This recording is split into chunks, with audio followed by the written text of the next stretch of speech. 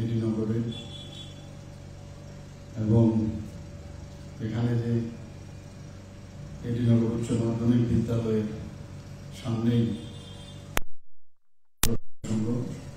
সে অরবিন্দ সংঘের উদ্যোগে আজকে এখানে যে রক্তদান শিবিরের আয়োজন, সেই আয়োজনে আমাদের মাঝে উপস্থিত আছেন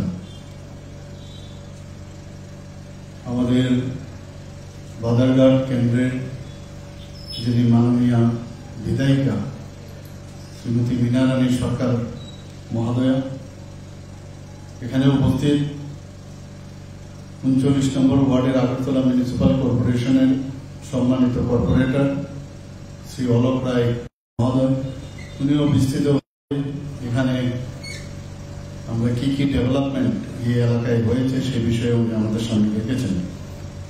এখানে উপস্থিত অরবিন্দ সংঘের যিনি সম্মানিত সভাপতি শ্রী শ্যামলকান্তি দে মহোদয় এবং যিনি স্বাগত ভাষণ আমাদের সামনে এখানে রেখেছেন শ্রী সুপ্রিয় ঘোষ, এই সংঘের যিনি সেক্রেটারি মহোদয়, এবং আমার সামনে এখানে যারা এই ক্লাবের সদস্যরা উপস্থিত আছেন এবং এই এলাকার যারা বরিষ্ঠ ব্যক্তিবর্গ এবং এলাকাবাসী এবং যারা আজকে রক্ত দিতে এসছেন। এখানে প্রায় আমার কাছে বলা হয়েছে প্রায় 40 জনের মতো এখানে আজকে রক্ত দেবেন এবং আমার সাংবাদিক বন্ধুরা, সবাইকে আমি আন্তরিকভাবে শুভেচ্ছা অভিনন্দন জানাচ্ছি। এখানে একটু আগে বলা হয়েছে যে অরবিন্দ সংঘের 71তম যে প্রতিষ্ঠাতা দিবস এবং আমাদের 79তম যে ইন্ডিপেন্ডেন্স ডে স্বাধীনতা দিবস, সেটাকে সামনে রেখে 15 দিন ব্যাপী 1 অগস্ট থেকে 15 অগস্ট পর্যন্ত বিভিন্ন কর্মসূচি ওনারা রেখেছেন। ওনারা এটাও বলেছেন যে যেহেতু কালকে 15 অগস্ট, সে কারণে হয়তো বা সেটা সম্ভব হয়নি, আজকে সে রক্তদানের কার্যক্রম এখানে রেখেছেন। এখানে বিভিন্ন বিষয় ওনারা রেখেছেন যে মাননীয় প্রধানমন্ত্রীজির যে স্লোগান উনি দিয়েছেন যে এক পেয়ের মাকে নাম, ওনারা সেই কার্যক্রম এখানে করেছেন। আমরা সবাই জানি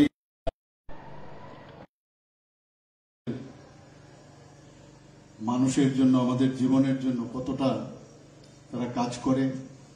একটা ম্যাচিওর বৃক্ষ প্রতি বছরে 260 পাউন্ড অক্সিজেন এই আকাশে বাতাসে সেটা ছড়ায়। অর্থাৎ একটা গাছ লাগানোর ফলে আমরা যে অক্সিজেন নিয়ে আমরা বাঁচি, সেটা কিন্তু একমাত্র সম্ভব হচ্ছে এই গাছের মাধ্যমে। আমরা গাছ আগেও বন মহোৎসবের সময় আমরা লাগাতাম বা লাগাই, কিন্তু মাননীয় প্রধানমন্ত্রীজি যার যার মান নামে শ্রদ্ধা জানিয়ে, যারা গত হয়েছেন তাদেরকে শ্রদ্ধা নিবেদন করে, যারা এখনো বেঁচে আছেন তাদেরকে সম্মান জানানোর জন্য এই ধরনের একটা স্লোগান দিয়েছেন, এক পেয়ের মাকে নাম। কি অদ্ভুত! এবং সেই কার্যক্রম সারা ভারতবর্ষে হয়েছে, আমাদের রাজ্যেও বহু জায়গায় আমরা করেছি। এবার আপনারাও সেই কাজটা করেছেন এবং আমরা এটাও জানি যে মাননীয় প্রধানমন্ত্রীজি কোপে গিয়ে বলেছেন যে আগামী দিনে আমাদের যে ভারতবর্ষের মধ্যে যে কার্বন ডাই অক্সাইডের যে মাত্রা, সেটাকে হ্রাস করতে হবে। এবং সেই জায়গায় দাঁড়িয়ে আমরা সবাই জানি যে একটা গাছ প্রায় 48 থেকে 50 পাউন্ড কার্বন ডাই অক্সাইড চুষে নিতে পারে। এক তো 250 পাউন্ড অক্সিজেন দেয় বছরে, আর কার্বন ডাই অক্সাইড মাত্র 48 পাউন্ড থেকে 50 পাউন্ড চুষে নিতে পারে, অ্যাবজর্ব করতে পারে। কাজে এই বিষয়গুলো সাইন্টিফিক্যালি আমরা যদি সবাই জানি, এবং তার জন্য অ্যাওয়ারনেসের খুব প্রয়োজন। আজকে চারিদিকে আমাদের এনভায়রনমেন্টের, ক্লাইমেটের যে সমস্যা হচ্ছে, একমাত্র ডিফরেস্টেশনের জন্য সেটা হচ্ছে। আমরা কিন্তু অনেক সময় অনেক জিনিস বুঝতে পারি না, কিন্তু অ্যাওয়ারনেস এর মাধ্যমে সেগুলো যখন মানুষের সামনে আমরা নেব, নেক্সট আমাদের যারা ইউথ যারা আছেন তাদের মধ্যে এই বিষয়গুলো যখন আমরা আনব, তাহলে সেই যে কাজের যে স্পিরিট সেটা কিন্তু অনেকটা বাড়বে। ওনারা এখানে রক্তদানের ব্যবস্থাও এখানে করেছেন আজকে, তো সেটাও আমরা জানি যে এর থেকে বড় দান আর কিচ্ছু হতে পারে না। আমরা বস্ত্রদান,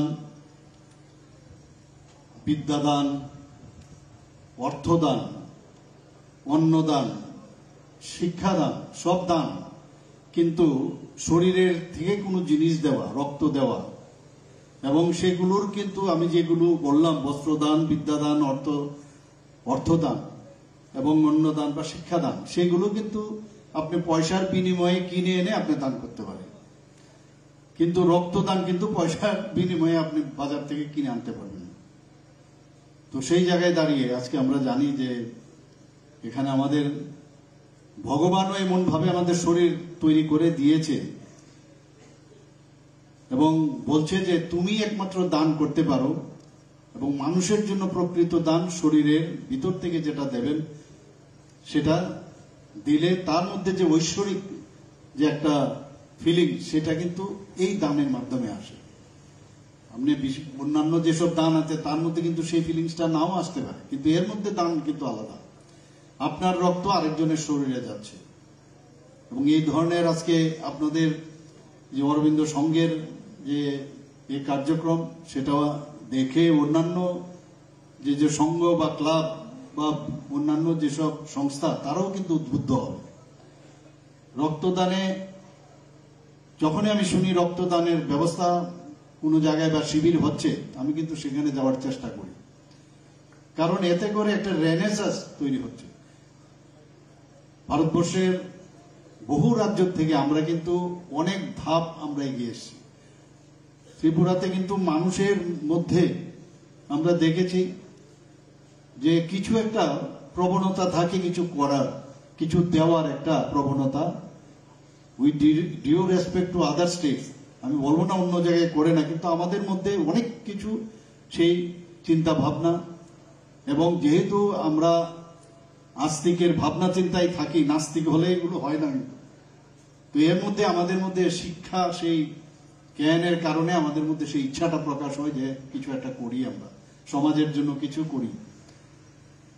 এবং আজকে আমরা সবাই জানি যে শরীরের মধ্যে যে রক্তের কি প্রয়োজন। আমরা সাধারণত জানি যে আমাদের মাত্র 4টা ব্লাড গ্রুপ আছে, কিন্তু RH ফ্যাক্টর যদি আমরা ধরি, সেখানে কিন্তু নেগেটিভ এবং পজিটিভ আছে। তো 4টা গ্রুপ যদি পজিটিভ হয়, তাহলে 4টা নেগেটিভ গ্রুপ আছে। আজকেও আমি যখনই যাই, প্রথমেই যিনি রক্ত দিচ্ছেন, আজকে রক্তদাতা, ওনাকে আমি জিজ্ঞেস করি আপনি কতবার রক্ত দিয়েছেন। তো অনেকে বলছে আজকাল তো অনেক ত্রিপুরাতে যখনই যেখানে যাই বহুবার রক্ত দেয় অনেকে, এবং কোন গ্রুপ, তো অনেকে বলে নেগেটিভ রক্ত। তো নেগেটিভ ব্লাড আমরা জানি যে 100 জনের মধ্যে 15% নেগেটিভ ব্লাড গ্রুপ থাকে। তাহলে এটা খুব স্কারসিটি থাকে। আমাদের ত্রিপুরাতে 14টা ব্লাড ব্যাংক আছে, 12টা আমাদের সরকারি, 2টো বেসরকারি। সবসময় ওই ব্লাড ব্যাংকগুলোর মধ্যে যাতে রক্ত মজুদ থাকে তার চিন্তা ভাবনা আমাদের যে রক্ত সঞ্চালন পর্ষদ তারা নিয়ন্ত্রণ করে, এবং কোথায় কি নেই সেইভাবে কিন্তু নিয়ন্ত্রণ করে। এবং এই নেগেটিভ ব্লাডের যখন সমস্যা হয়, আমাদেরও সমস্যা, মানে চিন্তার ভাঁজ আমাদের কপালে পড়ে যে কিভাবে এই নেগেটিভ ব্লাডটা যেন অ্যাভেলেবল থাকে। যাই হোক, যেহেতু 15% নেগেটিভ সংখ্যা, তো নেগেটিভ ব্লাড দেওয়ারও ক্ষমতা 15%, তাহলে একটা ব্যালেন্সও আছে, বেশিরভাগই পজিটিভ। তো একদিকে নিশ্চিন্ত হওয়া যায় যে এই ব্যবস্থা আছে। আবার বেশি মজুত করে আপনি রাখতেও পারবেন না, যে একসাথে আমি 5,000 50,000 ব্লাড আপনার ব্লাড ব্যাংকে রেখে দেব, তারও একটা নির্দিষ্ট একটা সময় থাকে, তার বাইরে এই রক্ত ফেলে দিতে হয়। অনেক সময় যখন ফেলে দেয়, তার যখন ইউজ না হয়, এবং হতেই পারে সেটা ডিমান্ড হয়নি, এটা দিয়ে আবার বিরোধীরা কিন্তু হইচই করে যে ব্লাড দিল অথচ রাস্তার মধ্যে ফেলে দিল। কিন্তু আসল কথাটা হচ্ছে এরকম, এটারও একটা এক্সপায়ারি ডেট আছে। যেমন মেডিসিনের যেমন এক্সপায়ারি ডেট আছে, এটাও কিন্তু একটা বিরাট মেডিসিন। এর থেকে মেডিসিন আর কিছু হতে পারে না, যে আমার এই মেডিসিন শরীরের মধ্যে দিয়ে আমরা তিনটি মানুষকে আমরা বাঁচাতে পারি। এবং তিনটে মানুষ কি করে বাঁচাতে পারি? প্লাজমাকে যদি রক্তের মধ্যে অনেকগুলো সেলুলার স্ট্রাকচার আছে, সেলুলার স্ট্রাকচার আছে, প্লাজমা লাগলে প্লাজমা আলাদাভাবে করা যায়, সেপারেট করা যায়, এবং সেপারেশন সেন্টারও আমাদের আছে। সেখানে প্লেটলেট যদি লাগে আলাদা করা যায়, সেখানে আরবিসি যদি রেড ব্লাড কর্পাসেল লাগে সেটা আলাদা করা যায়। কারণ শরীরের মধ্যে অনেক সময় কোন সেলুলার ব্লাডের গ্রুপ কি দরকার বা সেলুলার, তার উপর ভিত্তি করে সেপারেট করে সেটা দেওয়া হয়। ফুল ব্লাড দেওয়া হয় না, কারণ অন্যটা যখন আগে দিতাম সেটা কিন্তু মানে ইউজলেস হতো। এখানে যারা আজকে উপস্থিত আছেন আপনারা সবাই জানেন যে লোক সংখ্যার নিরিখে আমাদের যদি 40 লাখ লোক আমাদের থাকে, তাহলে 1% আমাদের ব্লাড ব্যাংকে মজুদ থাকতে হবে ব্লাড। অর্থাৎ 40 লাখের মধ্যে 40,000 ইউনিট পিন্ট আমাদের মজুদ থাকতে হবে। তো সেটা আমরা দেখলাম যেভাবে আমরা এখন বিভিন্ন ক্লাবে, স্বেচ্ছাসেবী সংঘ ওরা যেভাবে দিচ্ছে, মোটামুটি আমাদের কিন্তু ব্যালেন্স আছে। এই যে ব্যালেন্সের মাধ্যমে কিন্তু রক্তটা কালেক্ট করতে হয়। এবং অনেকের মধ্যে রক্ত দেওয়ার একটা ভয় থাকে যে আমি রক্ত দিলে আমার শরীর খারাপ হয়ে যাবে, কিন্তু আসলে রক্ত দিতে গেলে নিজের শরীরও ভালো হয়। কারণ শরীরের মধ্যে ধরুন আপনার বেশি মাত্রায় আপনার আয়রন আছে, রক্ত দেওয়ার পরে সেই আয়রনটার সংখ্যাটা কিন্তু অনেকটা কমে যায়। এবং আয়রন যদি বেশি থাকে, আবার হার্টের প্রবলেম হওয়ার, কার্ডিওভাস্কুলার যে প্রবলেম সেটাও আর হার্ট অ্যাটাক হওয়ার সম্ভাবনা থাকে। এই যে বিষয়গুলো নিয়ে অ্যাওয়ারনেস বলা কোয়া, সেটা সম্পর্কে বলা জানা, তবেই কিন্তু সুবিধা হয়। আবার যখন ব্লাড আপনার দিতে আসে তার কিন্তু বিভিন্ন পরীক্ষা নিরীক্ষা হয়, তার ব্লাড প্রেশার আছে কিনা, তার ডায়াবেটিস আছে কিনা, HIV বা এইডস আছে কিনা, হেপাটাইটিস আছে কিনা। তো এগুলো থাকলে তারকে কিন্তু ব্লাড দেওয়া যায় না। সেইগুলো নিজেরও পরীক্ষা হয়ে গেল, আবার নিজে পরীক্ষার পরে যা ট্রিটমেন্ট দরকার সেই ট্রিটমেন্টও করা যায়। তো যে যে বিষয়গুলো আছে সেইগুলো যদি কারেক্ট করা যায় তবেই সে ব্লাড দিতে পারবে। তো এটা নিজের স্বাস্থ্যের জন্য খুব ভালো। আমরা সবাই জানি যে এখানে পুরুষরা ওরা ইচ্ছে করলে 4 বার বছরে রক্ত দিতে পারে, এবং মহিলারা যারা আছেন ওনারা 3 বার বছরে রক্ত দিতে পারে। এবং আমরা যে রক্ত দিই তার একটা উদ্বৃত্ত অংশ মতো সব আমাদের, যদি পুরুষদের বেলায় যে রক্ত about 26 ml per KG body weight, 50 KG যদি হয় আমাদের, তাহলে ওটাকে যদি মাল্টিপ্লাই করেন তাহলে কত উদ্বৃত্ত থাকে, তার মাত্র আমরা 350 ml আমরা ব্লাড দিই। তাহলে কত বেশি আমার উদ্বৃত্ত হলো, তার একটা খানিকটা অংশই খালি দিচ্ছি। মহিলাদের বেলায় 16 ml ব্লাড আমরা উদ্বৃত্ত থাকে পার কেজি, তাহলে মাল্টিপ্লাই করলে কত কেজি। তো এইগুলো নিয়ে প্রতিনিয়ত ক্লাব এবং বিভিন্ন সংস্থার মধ্যে ব্লাড দেওয়ার আগে আমার মনে হয় একটা আলোচনার সভা যদি আমরা করি, তাহলে মানুষের মধ্যে আরো বেশি অ্যাওয়ারনেস হবে। আজকে আমরা ত্রিপুরাতে, আমি বারবার সব জায়গায় বলি যে ড্রাগ নিয়ে আমাদের খুব সমস্যা হচ্ছে। এক তো ড্রাগ হেবিচুয়েশন, প্রথমে তো ড্রাগটা নেওয়ার পর হেবিচুয়েশনে তার কিন্তু খুব মজা লাগে, ভালো লাগে, একটা সেন্স অফ মানে ইফোরিয়া, যে নেশা করলে একটা ইফোরিয়ার যে ভাব হয় নেশা, সেটা ছেলে মেয়েদের মধ্যে এখন চলে এসছে। আগে ছেলেদের মধ্যে হতো, এখন মেয়েরাও এই ড্রাগসে তারা নেশাগ্রস্ত হচ্ছে। আমরা তার বিরুদ্ধে সরকারের তরফ থেকে বিভিন্ন এজেন্সির মাধ্যমে আমরা চেষ্টা করছি, যারা ড্রাগ মাফিয়া তাদেরকে ধরবার চেষ্টা করছি। ওনাদেরকে পুলিশ এবং অন্যান্য যারা আমাদের এজেন্সি আছে তাদেরকে বলি যে কাউকে যেন না ছাড়া হয়, কোনো অবস্থায় জিরো টলারেন্স নীতি আমরা সেটা প্রণয়ন করছি এবং সেইভাবে কিন্তু কাজ করছে। নিশ্চয়ই আপনারা দেখছেন এখন পর্যন্ত আমাদের যে গত বছরের তুলনায় 132% উপরে আমাদের ড্রাগ যে ডিস্ট্রাকশন সেটা বেড়েছে। 103 to 4% সিজারের পার্সেন্টেজ বেড়ে গেছে। এগুলো তো হচ্ছে, কিন্তু আমাদের যারা গার্জিয়ানরা আছেন, বিশেষ করে এই এলাকার যারা ক্লাবের উপর ভিত্তি করে, ক্লাবের উপরও বিশ্বাস এবং আস্থা মানুষের যখন থাকবে, ক্লাবও কিন্তু উন্নত থেকে আরো উন্নততর হবে। আমি বলবো আমাদের সরকার, মাননীয় প্রধানমন্ত্রীজি যেভাবে আমাদের এখন দেশকে চালাচ্ছেন, দেশকে সামনের দিকে এগিয়ে নিয়ে যাচ্ছেন, আমরাও আমাদের সরকারকে আমাদের মানুষের জন্য সেই কাজটা আমরা করছি। ট্রান্সপারেন্সির মাধ্যমে আমরা চেষ্টা করছি। সব একদিনই সব ঠিক হয়ে যাবে সেটা সম্ভব নয়, কারণ গত 35 বছর এবং মাঝখানে 5 বছরের যে কীর্তি কলাপ,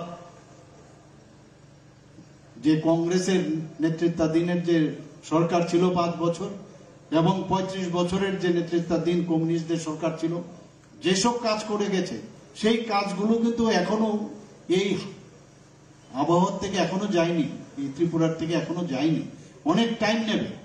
কিন্তু আমরা চাই যে এমন একটা সরকারের মাধ্যমে আমরা যে কাজটা করছি, যে একটা সুন্দর একটা পৃথিবী, সুন্দর একটা রাজ্য আমরা তৈরি করা। কাজে সময় নেবে হয়তোবা, কিন্তু চেষ্টা হচ্ছে এখন। এবার আপনারা দেখেছেন, আগে আমাদের দেশের মধ্যে দেখতাম যে বাইরের থেকে পাকিস্তান এসে আমাদের সোলজারদের মেরে গলা কেটে ফেলে রাখত। আমাদের পার্লামেন্টে আক্রমণ করেছে, আমাদের মুম্বাইয়ে আমরা দেখেছি আক্রমণ করে। নর্থ ইস্টার্ন জোনে কখন যে বোম ব্লাস্ট হবে কেউ জানত না। কিন্তু 2014 পর থেকে আপনারা দেখেছেন যে মাননীয় প্রধানমন্ত্রী, যে আগে খালি নিন্দা করা হতো আগের সরকার, কিন্তু এখন কিন্তু যে যখন সার্জিক্যাল স্ট্রাইক করলো এবং এয়ার স্ট্রাইক করলো, তারপর বুঝিয়ে দিয়েছে যে আমরা কিন্তু ছাড়বো না। আর এইবার তো আপনারা দেখেছেন, নিরীহ 26 জন তাদের ধর্ম দেখে দেখে তাদেরকে গুলি করে হত্যা করেছে এই পাকিস্তানের জঙ্গি বাহিনী। বিহার থেকে, গান্ধী ময়দান থেকে মাননীয় প্রধানমন্ত্রীজি বলেছেন কাউকে ছাড়া হবে না। আমরা জানতাম যখন যখন এই ধরনের ঘটনা হয়েছে এবং যখন যখন উনি বলেছেন কাউকে ছাড়া হবে না, সেটাই উনি করেছেন। মাত্র 26 মিনিটের মধ্যে যেভাবে আমাদের সৈন্যবাহিনী, আমাদের যে 3টা বাহিনী আমরা আছে, নেভেল, এয়ারফোর্স এবং আর্মি, সবাই মিলে যেভাবে কাজটা করলেন, 26 মিনিটের মধ্যে 11টা সেই পাকিস্তানের যে ঘাঁটিগুলো আছে, জঙ্গি ঘাঁটিগুলো, সেগুলো ধ্বংস করে দিয়েছে। 26 জনের মধ্যে 25 জন ইন্ডিয়ান, এবং তাদের সিন্দুর মুছে দেওয়া হয়েছিল। একজন হয়েছে আমাদের 25 জন ইন্ডিয়ান আর একজন নেপালের। প্রধানমন্ত্রীজি বলেন, যারা জাস্ট হানিমুন করতে গেছে, অল্প বয়সের মেয়েরা, তাদেরকে দেখে দেখে ওনাদের সামনে তাদেরকে গুলি করে ওনাদের স্বামীকে হত্যা করেছে। উনি বলেছেন যে আমি ছাড়বো না, এবং সেটা অপারেশন সিন্দুর নাম দিয়ে সেই কাজটা করেছেন। আজকে সারা পৃথিবীতে মানুষ বুঝতে পেরেছে। বারবার মাননীয় প্রধানমন্ত্রীজি যে কথাটা বারবার বলছেন, আমরা পাকিস্তানের যে সাধারণ মানুষের বিরুদ্ধে আমরা যুদ্ধ করছি না, টেররিস্টদের বিরুদ্ধে আমরা যুদ্ধ করছি। এখন আবার নতুন করে সে আগের পুরনো যে কথাবার্তা যেটা বলা হতো, যে পরমাণু যে ব্ল্যাকমেলিং করার চেষ্টা আবারও করা হচ্ছে। আমেরিকার বসে সেটা ওনারা বলছেন। ব্ল্যাকমেল, মাননীয় প্রধানমন্ত্রীজি সেদিনও বলেছেন ব্ল্যাকমেল আর চলবে না। আর ট্রেড এবং টেররিজম দুটো একসাথে চলবে না। রক্ত এবং জল দুটো একসাথে চলবে না। যা বলেছেন তাই করছেন। এখন দিশেহারা পাকিস্তান, কোথায় যাবেন? পুরো দেশটাকে তো বিক্রি করে দিয়েছে বিভিন্ন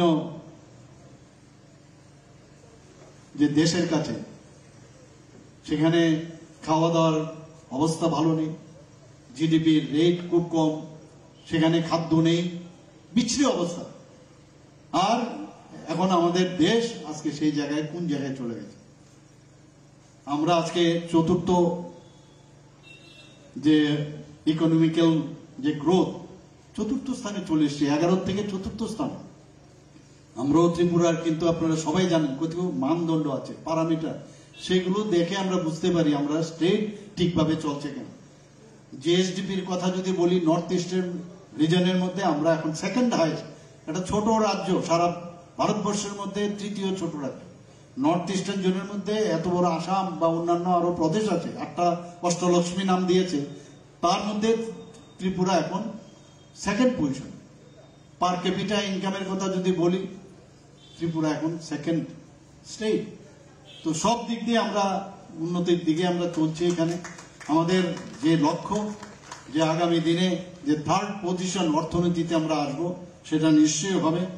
আমি আশা করি যে এইভাবে যে এখানে যে বিভিন্ন যে ব্যবস্থাপনা এখানে রেখেছেন, যাদেরকে আজকে সম্মান এখানে দেওয়া হলো, তারা আমাদের যে ছাত্রছাত্রীরা তো আছেনই, প্লাস এখানে যারা বৃদ্ধজনেরা, এই যারা বয়স্ক ব্যক্তিরা যারা এই ক্লাবকে, এই সংঘকে তারা প্রতিষ্ঠিত করেছেন, তাদেরকেও সম্মান দেওয়া হয়েছে।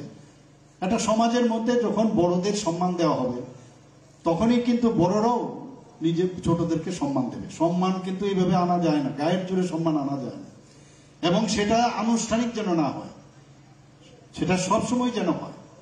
তবেই আমরা একটা পরিবেশ, একটা সমাজ পরিবর্তনের মাধ্যমে আমরা যে আমরা সমাজ গড়তে চাই, আমরা ক্ষমতায় থাকতে চাই, সেটা সম্ভব হবে। রাজনীতির কথা যদি বলি, আজকে ঋষি অরবিন্দজির যে ভাবনা চিন্তা, সেই কাজটা কিন্তু আমরা আজকে দেখতে পাচ্ছি সমস্ত জায়গার মধ্যে। মাননীয় প্রধানমন্ত্রীজি এবং আমাদের সরকার, বিজেপির নেতৃত্বাধীন সরকার, আমরা চেষ্টা করছি পণ্ডিত দীনদয়ালজির বিষয়ে আমরা, এবং ডক্টর শ্যামাপ্রসাদ মুখার্জি যে বিষয়গুলো আমাদের সামনে রেখেছেন, এবং আজকে আমাদের যে ভারতরত্ন অটলজির আজকে প্রয়াণ দিবস, এবং উনি যে কথাগুলো বলেছেন সেইগুলো মাথায় রেখে আমাদের সরকার, কেন্দ্রীয় সরকার এবং আমরা ত্রিপুরা সরকার, সেভাবে আমরা চলছি। এবং এখানে জাতি জনজাতি ওদের সবার যাতে সবকা সাথ সবকা বিকাশ, বিশ্বাস আর তার প্রয়াস, সেই মূল মন্ত্র নিয়ে আমরা চলছি। এখানে হর ঘর তিরঙ্গা প্রোগ্রাম এত সাকসেসফুল হয়েছে। এক একটা স্লোগান মাননীয় প্রধানমন্ত্রীজি যেভাবে দেন, তার মধ্যে নিজেকে কানেক্ট করার যে বিষয় সেটা আসে। আমাদের ফ্ল্যাগের সাথে আমাদের যে আত্মিক যে সম্পর্ক, সেটা চলে আসছে এই হর ঘর তিরঙ্গা। 100% সাকসেসফুল হয়েছে। আমাদের মাননীয় প্রধানমন্ত্রী যে আরেকটা স্লোগান দিয়েছেন, যখন 75 বছর পূর্ণ হলো আমাদের স্বাধীনতা, যে প্রতিটা গ্রামে আমাদের যারা 75 সীমান্ত গ্রাম, বীরো কা নাম, এই একটা স্লোগান দিল। আমরাও সারা ত্রিপুরার মধ্যে বিভিন্ন জায়গার যে ফলক বানিয়েছি, সেই জায়গার মধ্যে বহু লোক আমরাও জানি না যে কেউ আমাদের দেশের জন্য বলিদান হয়েছেন, কেউ আত্মবলিদান হয়েছেন দেশের সার্বভৌমত্ব রক্ষার জন্য, তাদের নাম আমরা লিখেছি ওখানে। এটা চলতে থাকবে। এই যে বিষয়গুলো সাংঘাতিক বিষয়। আজকে মাননীয় প্রধানমন্ত্রীজির মতো একজন ব্যক্তি, আমাদের একজন গার্জিয়ান, সত্যি এক এক সময় অবাক লাগে। আমরা সবাই জানি মেরে মাটি মেরা দেশ, মাননীয় প্রধানমন্ত্রীজি বলছেন। আমরা এই মাটির উপর দিয়ে আমরা যাই, কিন্তু মাটির সম্পর্কে আমাদের মাঝে মাঝে ভুলে যায় কার উপর আমরা মারিয়ে চলছি।